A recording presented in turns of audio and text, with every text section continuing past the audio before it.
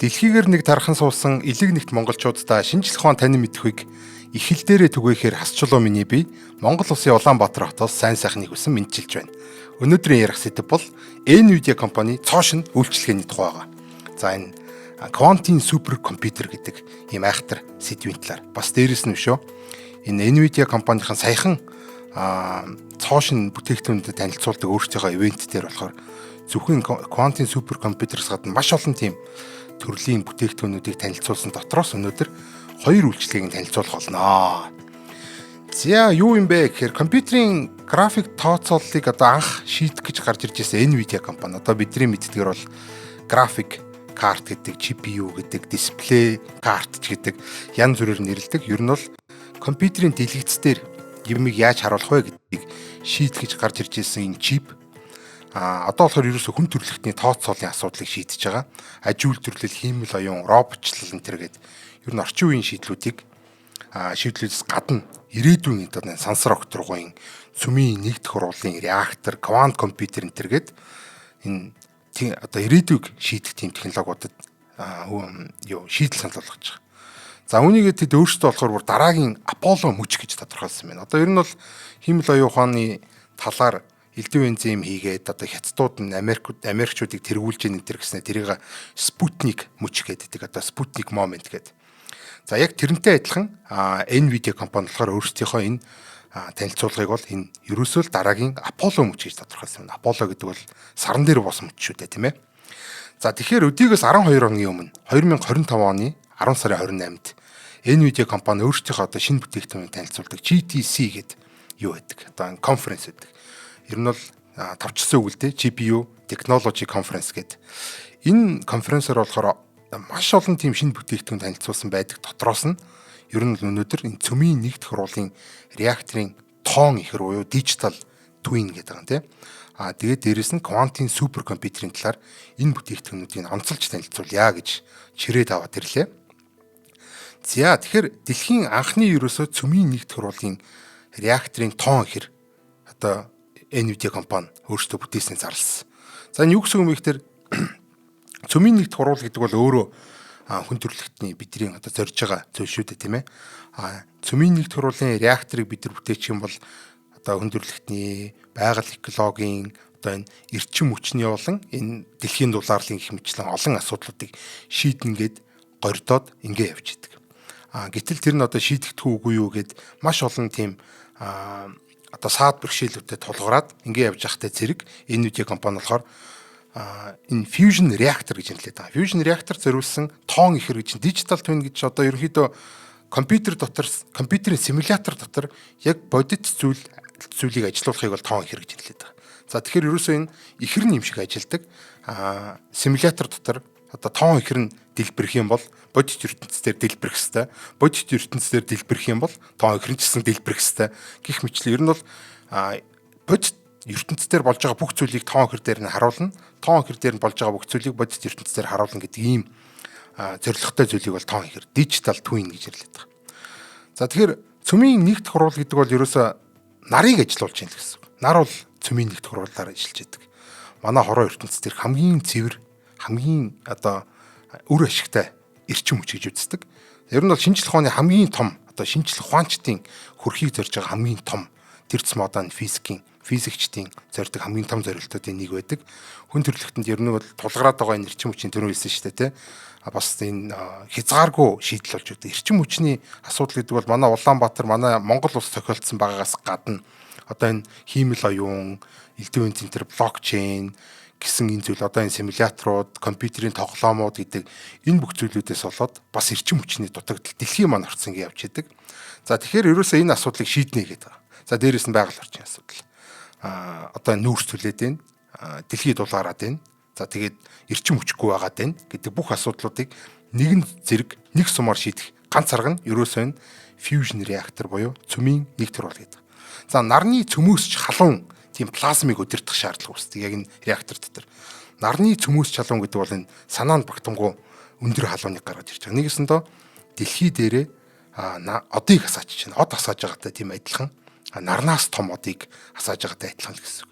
За тэгээд энэ зүйл бол тийм амархан биш, маш комплекс гэдгээс гадна нэлээд бүр одоо манай дэлхий дээр байгаа хамгийн хүчтэй суперкомпьютерийг чсэн одоо одоо тэр одоо цөмийн реакторын тооцоолыг хийх боломжтой. Одоо жишээлбэл физикийн симуляц хийж үзэх хэвээр, туршилт хийх хэвээр тий одоо бодитоор хийжсэнээс компьютер дотор хийсэн илүү үр ашигтай одоо хямдхан байх хэвээр ч гэсэн тэрийг нь хийх гэхээр суперкомпьютер олддгүй юм асуудал байсан. За тэгвэл энэ General Atomics гэдэг газрын эрдэмтэд нь болохоор D3D гэдэг нэртэй тийм урвалын төхөөрөмж одоо реактор байгаад байгаа. Тэрэн дээр болохоор олон улсын хамтралын хүрээнд нь хиймэл оюуныг ашиглаад энэ нэгдлийн урвалын реактор, цөмийн нэгдэх урвалын реактор дээр нь тооцоол хийх аргыг санал болгосон. За токамак реактор гэж нэрлэдэг. Токамак гэр ийм цагирган бов шиг хэлбэртэй соронзон дотор нөгөө нэг плазмыг чинь хориод тэгээд эрчим хүчтэй тэндээс гаргаж авах аргыг хэлээд байгаа. За ийм токамак реакторын ер нь бол бүрэн интерактив тоон ихрийг бол бүтээлээ гэж байна. За энэ тоон ихэр бол Omniverse гэдэг ертөнцийн дотор ажиллана. Omniverse гэдэг бол одоо NVIDIA-гийн гаргасан ер нь бол одоо бидний яриад байгаа энэ Metaverse гэдэг байгаа альсгүйла virtual ертөнц гэдэг байгаа тийм энэ бүх ертөнцүүдийг нийлүүлээд одоо бүх энэ тоон ихрүүдийг за дээрэс нь бүх симуляцууд бүгдээрээ энэ юусоо энэ NVIDIA-гийн Omniverse гэдэг ертөнцүүд дотор ажиллах боломжтой байдаг. За тэгэхээр өнөөдрийн энэ танилцуулж байгаа цөмийн нэгдэх хурлын тоон ихэр цөмийн нэгдэх хурлын реакторын тоон ихэр бол энэ Omniverse дотор ажиллана. За тэгэхээр бид нар яг бодитоор одоо тэр токамакийг хийгээд бодитоор ажиллаулаад маш их хөрөнгө мөнгө энерги зарцуулж байгаа хооронд ер нь бол энэ NVIDIA-гийн энэ одоо шийдлийг ашиглаад ерөөсө компьютер дотор бүх симуляцуудыг хийж гэнэ гэсэн үг. За тэрэн дотор бол одоо ерөөсө тэр токамак гэдэг реакторын бүх эд ангиуд, бүх ажиллах зарчмууд, бүх физикийн ингээд симуляцууд нь бүгдээр ажиллах юм боломжтой болохоор ерөөсөө энэ тоон ихэр дотор ажиллаж байгаа юм бол бодит ертөнцийн дотор ажиллана л гэсэн. За ийм гайхалтай зүйлийг гаргаж ирснийгаа ер нь бол NVIDIA-га өөрөөсөө нарны хүчийг програмчлах боломжийг олгоно гэж одоо хэлж байгаа. Энэ бол үнэхээр гайхалтай. За иймэрхүү зүйл байна. За дараагийн ярих хэвээр зүйл болохоор энэ квантын суперкомпьютер гэдэг зүйл байна. За квантын компьютер хийх янз бүрийн арга байдаг л да. Ер нь бол бүгдээрээ л одоо кубит ба квант бит гэдэг байгаа шүү дээ тий. Квант бит гэдэг бол одоо бидний классик компьютер бол энгийн бит гэдэг юм дээр ажиллаж байдаг бол энэ квантын компьютерийн бит нь болохоор одоо бид нар квант бит буюу кубит гэж ярилдаг. За тэгэхээр ерөөсөө бүх квантын компьютер бүгдээрээ кубитээр ажиллана. Гэхдээ бид нар кубитийг яаж бүтээх вэ гэдгээс үл шалтгаалаад нэг тийм одоо сорилт байдаг. За жишээлбэл янз бүрийн кубитийг бүтээдэг одоо орчин үеийн аргууд байна. За жишээл хит дамжуул буюу суперкондуктор гэдэг байгаа юм тий. За дээрээс энэ хавханд оруулсан ion гэж орчуулах юм одоо trapped ion гэдэг байгаа. Сармаг атом одоо neutral atom гэж нэрлэдэг тий. Хиймэл атом, virtual atom гэдэг. За эсвэл photonic гэнтэр гэдэг төрөл бүрийн ийм кубитүүдийг бид нар квантын компьютерт одоогоор ашиглаж байгаа. Гэхдээ аль чаргыг хэрэгэлсэн ерөөсөө нэг том ийм түгээмэл асуудал байдаг нь болохоор ерөөсөө бүх кубитүүд бүгдээрээ маш эмзэг одоо ерөөсөө энэ орчны шуум, орчны энэ нөлөөнд маш автомтгай эвдрэмтгий ийм эмзэг зүйл байгаад байдаг.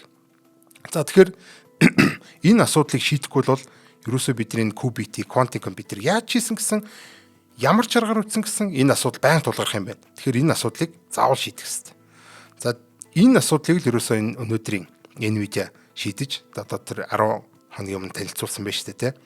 За энэ одоогийн шийдэл болохоор ер нь байгаа. Кубит бол ингээд нэг жоохон ажиллаад нэг алдааг нь янзлчих гал тэгээд ажиллаж байхдаа нэг хэдхэн 100 үйлдэлийг л хийгээд ингээд ер нь бол ингээд юу очдөг. Одоо decoherence гэж нэрлэдэг. Ер нь л хөндөгдөөд квантын төлөвийг алдчихдаг гэсэн. Квантын төлөв алдагдсан тохиолдолд квантын компьютер маань ажиллах болно.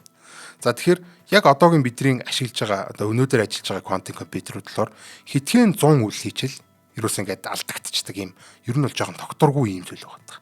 За тэгсэн чинь жинхэнэ одоо бид нэр бодит амьдрал дээрх асуудлыг шийдэх гэсэн чинь бидэрт их 80 үйлдэлүүдийг хийх шаардлагатай болдог. Хэдхэн 100 үйлдэл биш. Хэдхэн мянган үйлдэл биш те. Бүр хэдэн их 80 үйлдэлүүдийг хийжээж бид нар одоо орчин үеийн бодит жинхэнэ одоо энэ квантын тооцооллыг ашиглах одоо амьдралдаа одоо ашиглана гэсэн үг шүү дээ. Үгүй тохиолдолд бид нар бол ерөөсөн квантын компьютер бол зүгээр нэг юм хүүхдийн тоглоом шиг юм байгаад байгаа гэсэн үг. За тэгэхээр ингийн тулд бид нар квантын алдаа тасварлалт гэдэг юм хийх шаардлагатай. За классик компьютер дээр ер нь бол байдаг ойлголт л доо. Квантын нь классик одоо алдаа тасварлалт гэдэг зүйл. За classic beat гэдэг юм тий.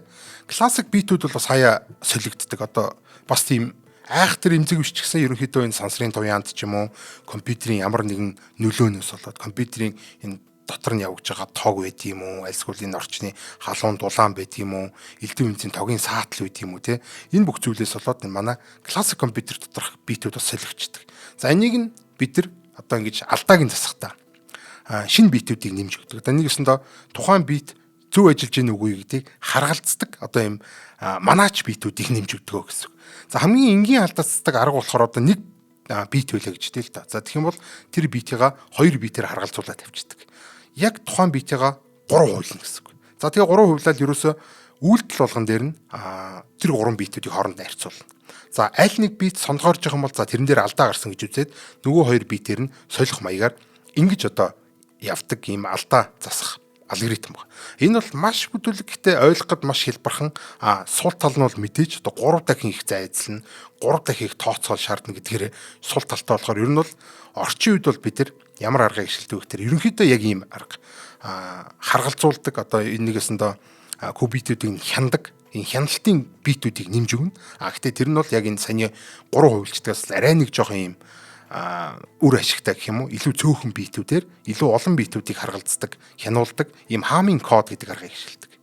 За квантын компьютер дээр ч ер нь бол алдаа шалгах зорилгоор шинэ битүүдийг нэмж өгөх шаардлагатай. Гэхдээ нэг сонио асуудал тулгардаг. Одоо бид нар бол классик компьютерийн битүүдийг ингээд сольчий гэхээр заавал унших хэрэгтэй болж штэ. За эхний бит 1, дараагийн бит 1, дараагийн бит 3 дахь бит 1 гэдэг. Ингээ 3 бит гуруула нэг авах юм бол за энэ дээр ямар нэг алдаа гараагүй. Гэтэл эхний бит 1, дараагийн бит 2, 3 дахь бит 1 байх юм бол за энэ дундлын бит дээр алдаа гарсан байна гэд бүгдээрингийн нэгэсэндээ унших маягаар алдааг нисдэг. Гэтэл кубит буюу квантын бит маань болохоор энэ агуулгадж байгаа өөр дотор нь агуулгаж байгаа квантын мэдээлэл гэдэг зүйлийг ерөөсө хэмжих үед алдчихдаг. Нэгэсэндээ хэмжих үед нөгөө нэг квантын төлөвч байхгүй болоод энэ кубит байхгүй болчдөг, өгчдөг. Одоо энгийн бит болчдөг гэсэн. За тэгэхээр ерөөсө энийг зүгээр одоо бидний мэддэг энэ хаамын код ч юм уу эсвэл саяны 3 хувилдаг энэ төр гэдэг аргаар бол угаасаа юу яж чадахгүй юм байна те. Засч чадахгүй юм байна. За тэгэхээр яах вэ гэдэг юм асуудал гарч ирнэ. За унших гэхээр юу ячаад идэг.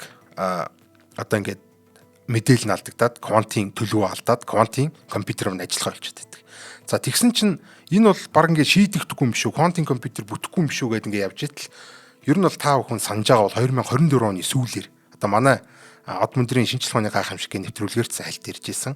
Энэ Google-ийн AI Lab-аас Topological Torus Surface Code гэдэг нэртэй ийм алдаа засдаг алгоритмыг танилцуулсан. За энэ алгоритмыг танилцуулахад бол энэ маш том одоо бэрхшээлийг квантын компьютер дээр тулгараадсан бэрхшээлийг шийдвэрлэж чадсан болохоор өмнөх одоо алдаа засдаг алгоритм одоо ер нь бол квантын алгоритм квантын алдаа засдаг квантын кубитийн алдаа засдаг энэ алгоритмууд нь кубитийн тоонууд одоо ер нь бол тухайн квантын компьютерийн хүчин чадлыг сэд кубитийн тоо хэсэгт сум илүү одоо найдваргүй ажилдаг.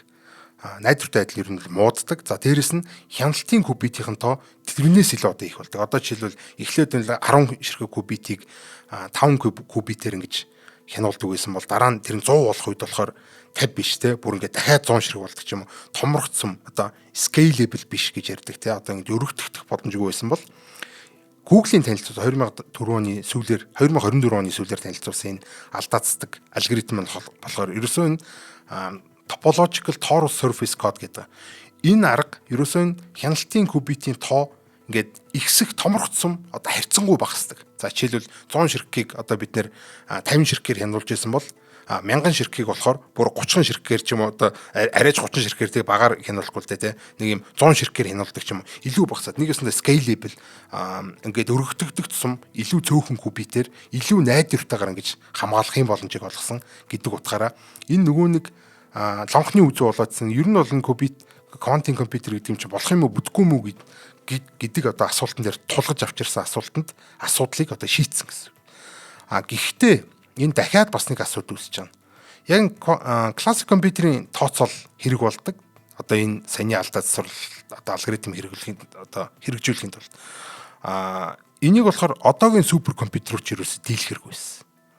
Энэ бол бас дахиад одоо нэг хонхон дуурахаар дамран таг гэдэг шиг юм болж штэ тэ. За тэгвэл Nvidia компани яг энэ асуудлыг ерөөсөө тооцоол гэдэг юм. За квантын компьютер дээр асуудлыг шийдлээ. Гэтэл тэд нар чинь эргүүлээд классик компьютерийн асуудал гаргаад ирж байна. Маш хүчтэй компьютер байх хэрэгтэй. Тэр компьютер нь бидэрт одоо байхгүй гингэн энэ Nvidia бидэрт наачин байна гэд NVQLink гэдэг цоо шинэ юм үйлчлэгийг гаргаж ирж байгаа. За NVQLink гэдэг нь болохоор квантын компьютерийг одоо Nvidia-гийн GPU-нуудтай холбоод саяны одоо алдаацруулалтын алгоритмыг ажиллах боломжийг олгож байгаа.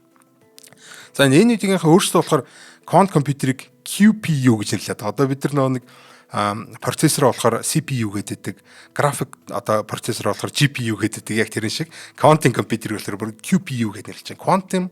Quantum Processing Unit гэдэг. За квант компьютерийн хяналтын кубитийг одоо эхлээд хэмжих хэрэгтэй. За тэгээд GPU-гээр нөгөө нэг алдааг нь гаргаж ирээд нэрээсээ тооцоолоод за энд алдаа гарч байгаа юм байна гэд яг тэрнлөө нэрвүүлж өгөөд нэгэсэндээ квантын алдаанууд тасдаг.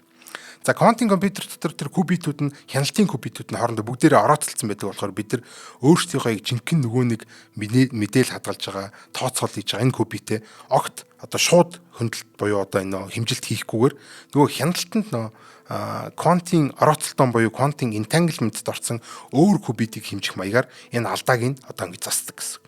За тэгэхээр тэр хяналтын кубитүүдээс хурж ирсэн мэдээллийг бид нар GPU-гаар боловсруулад за энэ газар алдаа гарсан байж магадгүйгээд нөгөө нэг entanglement-аар одоо ингэ дамжуулаад нөгөө хяналтын кубитүүдээрээ жинхэнэ кубитүүдээ ингэ засаад ингээд ер нь бол үйлдэл болгон дээр нь засаа явдаг. За энэ үйлдэл болгон дээр нь засаж байгаа энэ процесс бол ерөөсөө хэдэн терабайт мэдээллүүдийг энэ квантын компьютер одоо QPU, GPU хоёрын хооронд зөөнө. За зөөхтэй 1 секундэд хэдэн тэрбум одоо тэрбум чи бүр их 80 удаа зөөнө гэдэг.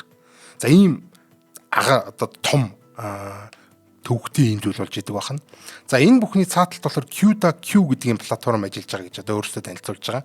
За CUDA гэж бол одоо баг зарим компьютер тоглодог ч юм уу эсвэл хиймэл оюун оролдог энэ график карттай холбоотой юмнуудыг хийдэг хүмүүс бол мэдж байгаа.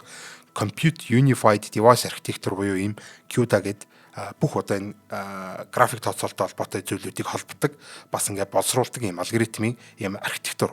За тэгвэл энэ CUDA-Q гэдэг нь болохоор квантын компьютер зориулж одоо ингэж сайжруулсан CUDA гэсэн үг.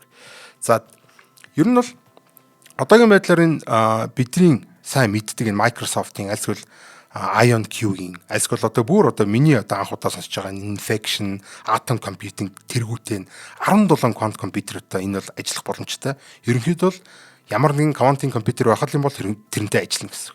За тэгэд квантын компьютер классик компьютерийг одоо орлож чадахгүй мэдээж классик компьютерийг хийж чадахгүй зүйлийг л хийж чадах бол энэ хоёр хоорондоо заавал хоршиж ажиллана. Гэхдээ энэ хоёрын хоршлыг болохоор quant supercomputer гэж одоо NVIDIA-гийн нэрлэдэг байгаа. Одоо бүр ингээд те accelerated quantum supercomputer гэж одоо бид нар бол ийм зүйлийг бүтээлээ гэдэг. За тэгээд энийгээ бол ингээд эрчим хүчний яамтайгаа хамтраад 7 газар цоошин ийм accelerated quantum supercomputer нээснээ хүртэл ингэ зарласан. За тэгээ те энэ quantum компьютер болохоор бүрэн өргөдөгдөх боломжтой буюу хүчин чадлын бүрэн одоо ингэ хичнээн л болгочнээр quantum qubit-ийн тог нэмэгдсэн бол ингэ өргөдөгдөд болно одоо өргөдөх боломжтойгоор энэ архитектураа хийсэн гэдгээрээ давуу талтай юм байна. За тэгэхээр ерөөсөө quantum компьютер бидний одоо ерөөсөө амьдралд нэвтэрч орж ирэхэд маш ойрхон байна гэдгийг бол энэ Nvidia компанийн танилцуулсан байна. За ямар ч өнөөдрийн дуулах гэж оролцсон мэдээ бол ийм байлаа. За дэлхийгээр нэг тархан суулсан элэг нэгт монголчуудаа шинжлэх ухааны тань мэдхүйг их хэл дээрээ түгээхээр асчлуу миний би Монгол Улсын Улаанбаатар хотоос холбогдлоо. За та бүхэндээ сайн сайхныг хүснэ. Хүсье. Баяртай. Нэвтрүүлгийг хүлээн авсан Нарны аймгийн монголчуудаа баярлалаа. Од мөндөр сувг нь энэ мэдчлэн таны мэдхүйн мянган нэвтрүүлгийг 2026 оны 7 сарын 1 хүртэл та бүхэндээ хүргэх юм. Их хэлээрээ шинжлэх ухааны танин мэдхүйг түгээхийн үлсэд нэгтгэх хүсвэл та бидэнд хандив өгөх боломжтой. Жилдээ ганцхан удаа 100,000 төгрөгөөр биднийг дэмжснээр шинжлэх ухааны танин мэдхүйг түгээх энэ үйл хэрэг амжилттай үргэлжлэх юм. Од мөндөр нэр дээрх Худал ажлын банкны дансгаа 4191 Тэг 4518. Та 100,000 төгрөгөөр шилжүүлэхдээ гүйлгийн утга дээр нь өөрийн нэр болон утасны дугаараа заавал бичээрэй. 100,000 төгрөг хандалснаар Од мөндөр сувгийн алтан гишүүн болох юм а. Шинжлэх ухаан, танин мэдхүй Монголд ялах болтугай.